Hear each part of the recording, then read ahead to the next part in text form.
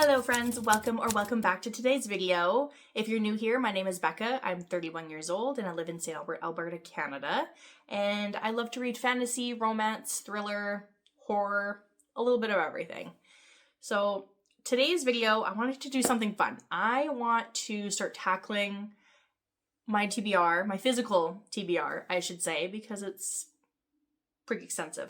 So my plan is to read both the longest and the shortest on my physical TBR today.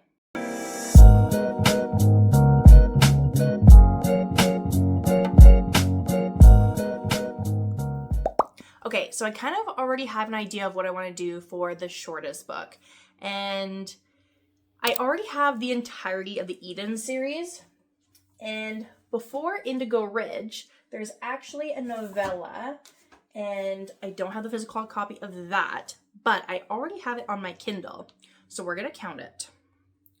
And I also, while we're at it, I got a couple new stickers. So antidepressants, take daily for best results books, and then the romance reader motel, like hotel key. So a couple new seasonal stickers. Okay. I should have read this in December, but I didn't realize that there was a prequel. So we're going to read Christmas in Quincy in June.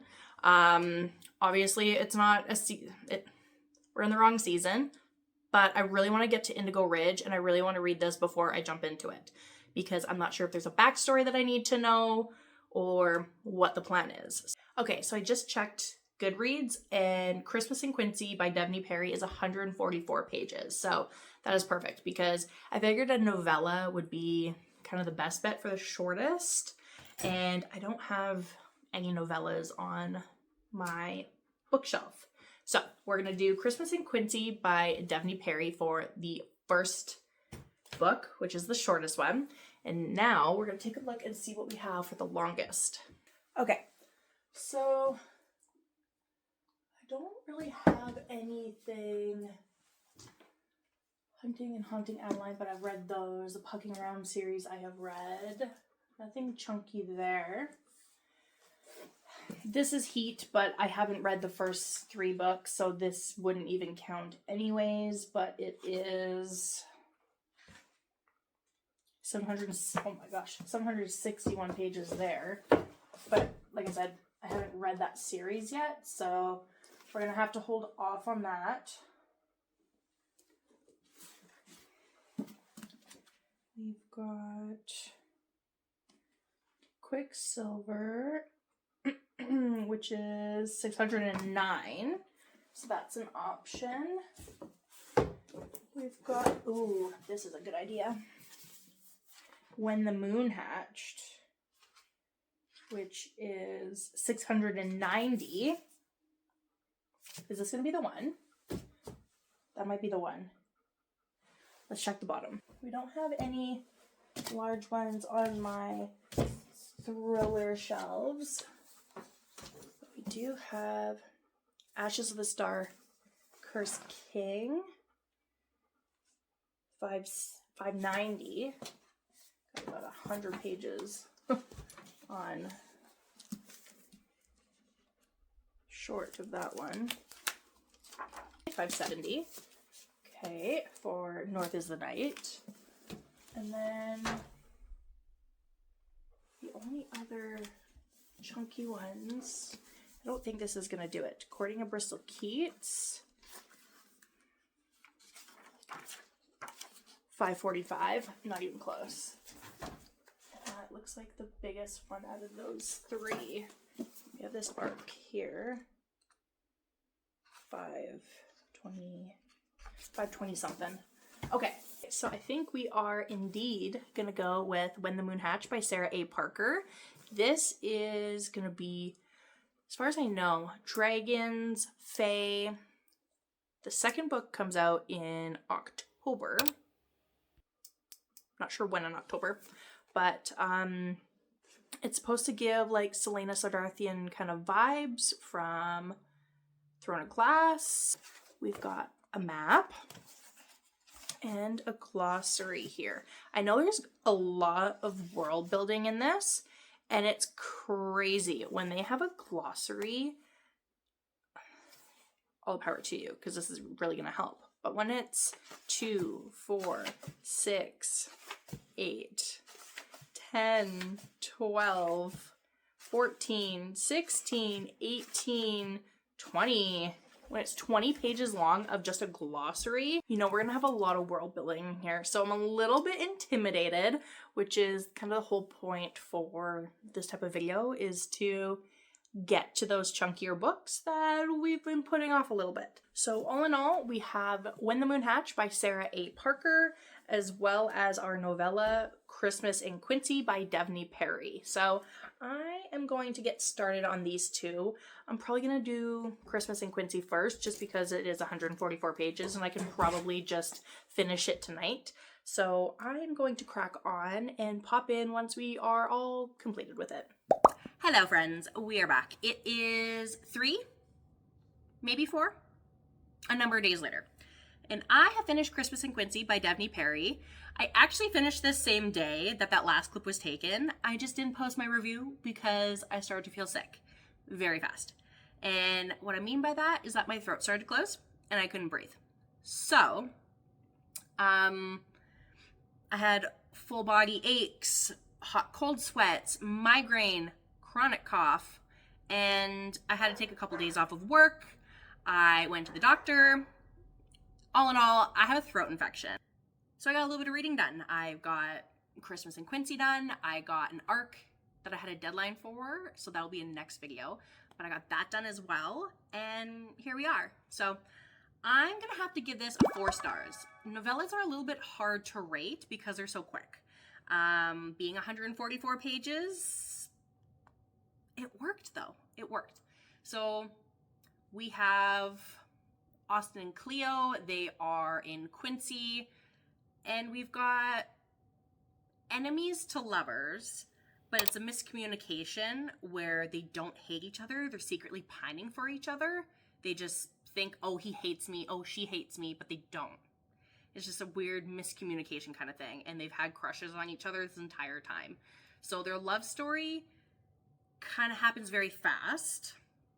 And I will say that their confessions of feelings are very fast because it's a novella. But it worked because they were pining for each other all along. I don't know how to describe it. It worked very well for the writing that went into this. Obviously, this takes place in Christmas, so it's not ideal to read that now, but here we are. And it was really kind of magical. Small town Christmas, just kind of creating your own little like magical bubble. It was super cute. It was just super cute. Quincy seems like such a cute and quaint little town where we're going to kind of bump into Eden's, like the Eden family, left, right, and center. No matter where you look, you can't throw a stone without hitting one of them. So I'm excited to kind of get to the rest of the series because I want to know how Austin and Cleo are going to come up in these future books, because they're just kind of vacationing per se in Quincy. So I'm curious to see how they're going to pop up in the future. So I'm going to have to give this one a 4 stars. It was cute. It was fun. It's a good little intro to get into the series. So I'm very happy with it. So we are now going to jump into When the Moon Hatched by Sarah A. Parker. It's a chunky boy. It's a chunky boy. We have got, let me find out how many pages. Watch me flip to the last page and ruin something for myself. 690 pages, all in total. This is very intimidating. I've wanted to read this for very long, like the longest time, and I'm nervous, but very excited. So I've already read the glossary. I've already taken a look at the map. I don't know what the heck I'm looking at here, what a lot of these things mean. So I think we're just gonna have to jump into it. So hence why there's a bookmark already in here. This is just glossary pages because it's like 20, 30 some in total. But yeah, so this is gonna be dragons, fae, Magical worlds. Obviously, we've got magical beings. There's a couple of different characters in here.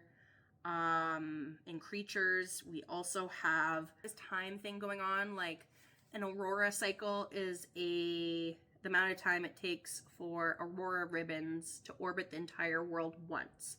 So this is 24 hours in a day. We've got a phase, which is 1,000 aurora cycles, which is akin to a year. So we've got like this moon phase sort of situation kind of going on for like a yearly calendar, I guess. So I'm curious to see how that's kind of going to work into this and what's going to kind of come up. But I feel like this is going to take a lot of brain power. I'm sick. Do I have the brain power? I don't know. But I also have it geared up in my Libby app because I feel like I'm an immersive read right now for a higher fantasy. I'm also sick. It's going to help me pay attention a little bit more. So yeah. So we're going to get started and kind of go from there. So I will see you when I next see you.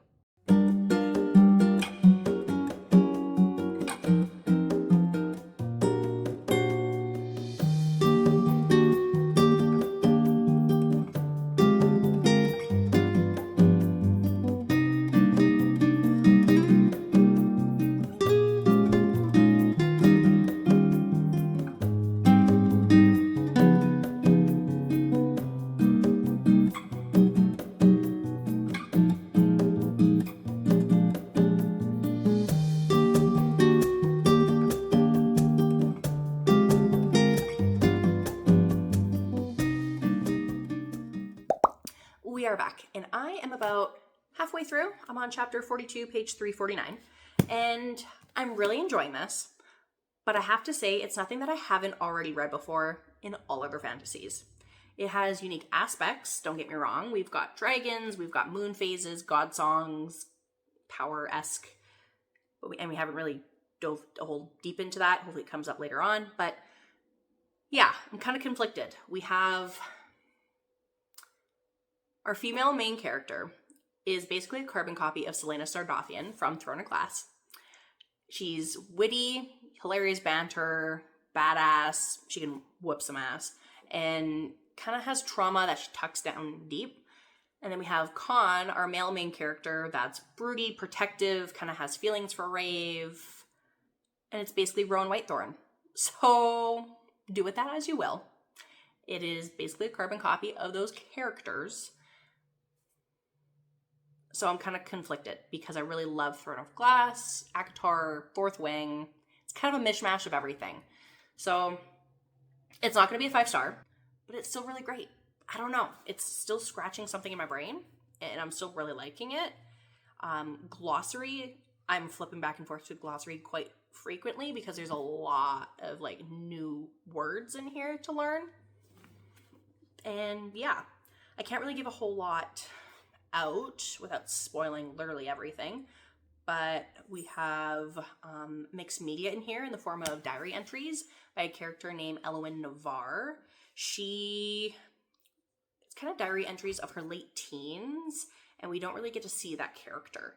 So I have a sneaking suspicion that I know what's going to happen, and I'm hoping and praying that it's not going to be as predictable as I think it's going to be. So we will have to see as we go along here, but yeah, I'm still really enjoying it. We're in the middle of a fight scene currently. I figured this was a good place to stop.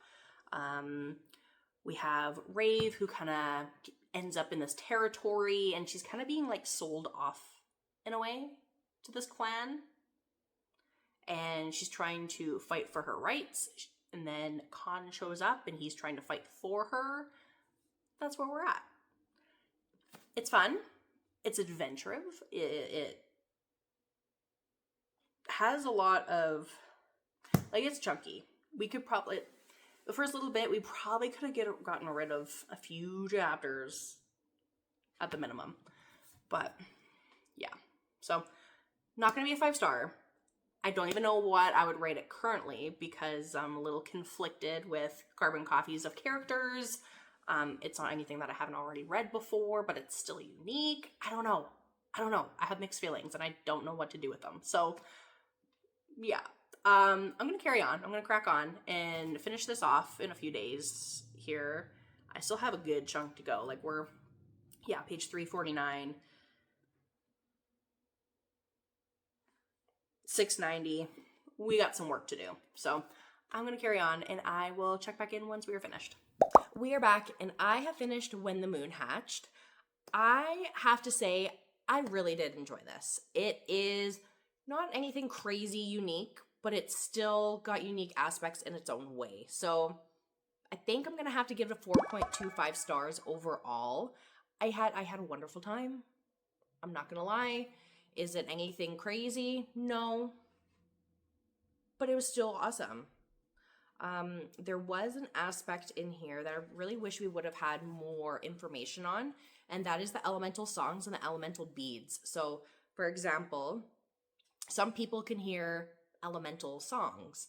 So when it rains, they can hear the rain, I guess, like crying or whatever. So Ignos is fire, rain is water, Kalod is air, and Boulder is ground. So I don't really know the significance as to why people can hear these elemental songs, if there's powers behind them other than just like hearing these elemental songs. I don't know.